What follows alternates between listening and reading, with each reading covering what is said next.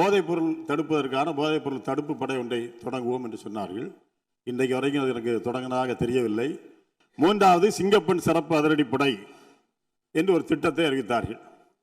அதை இன்றைக்கு தொடங்கி வைத்திருக்கின்றார்கள் மாண்புமிகு முதலமைச்சர் அவர்கள். பள்ளிக்கல்வித்துறை அமைச்சர் மாண்புமிகு பேரவைத் தலைவர் அவர்களே, போகிற போக்கில் பொத்தாம் பொதுவாக சில வார்த்தைகளை அண்ணன் சொல்லிவிட்டார்.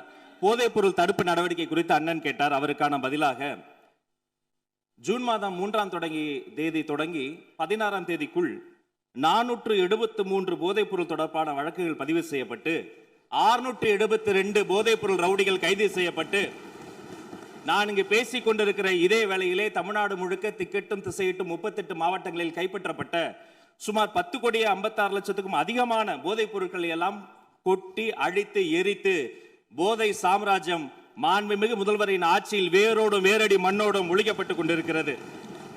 அது மட்டுமல்ல, குடிபோதையில் வாகனம் ஓட்டுதலுக்கு எதிராக சிறப்பாக காவல்துறை செயல்பட்டு 16,031 பேர் குடிபோதையில் வாகனம் ஓட்டியது தொடர்பான வழக்குகள் பதிவு செய்யப்பட்டிருக்கிறது. பெண்கள் மற்றும் குழந்தைகளுக்கு எதிரான குற்றங்களை குறித்து பலரும் தங்களுடைய பேச்சுகளில் சுட்டிக்காட்டினார்கள்.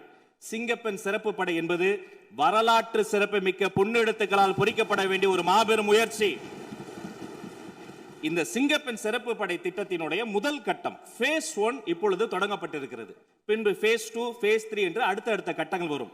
இந்த phase 1லேயே சிங்கப்பெண் முதல் கட்டத்திலேயே வெற்றிகரமாக தொடங்கப்பட்டு 70 சிங்கப்பெண் சிறப்பு படைக்கல அலகுகள் உருவாக்கப்பட்டு உதவி ஆய்வாளர்கள், காவல்துறையினுடைய பணியாளர்கள் என்று ஒரு திட்டமிடப்பட்ட கட்டமைக்கப்பட்ட ஒரு ஸ்ட்ரக்சர் உருவாக்கப்பட்டு தமிழ்நாடு முழுக்க ரோந்து பணிகள் மேற்கொள்ளப்பட்டு கல்வி நிறுவனங்களில் மட்டும் 1315 கல்வி நிறுவனங்களில் விழிப்புணர்வு நிகழ்ச்சிகள் நடத்தப்பட்டு பொது இடங்களில் 1418 இடங்களில் விழிப்புணர்வு நிகழ்ச்சி நடத்தப்பட்டு நேரில் சென்ற 69 வழக்குகள் பதிவு செய்து விசாரித்து ஆதரவு சேவைகளுக்காக 25 வழக்குகளுக்கு அனுப்பப்பட்டு காணாமல் போன ஒரு குழந்தையும் பெண்ணையும் சிங்க பெண்கள் சிறப்பு படை கண்டுபிடித்து வீட்டுக்கு அனுப்பி வைத்திருக்கிறார்கள்.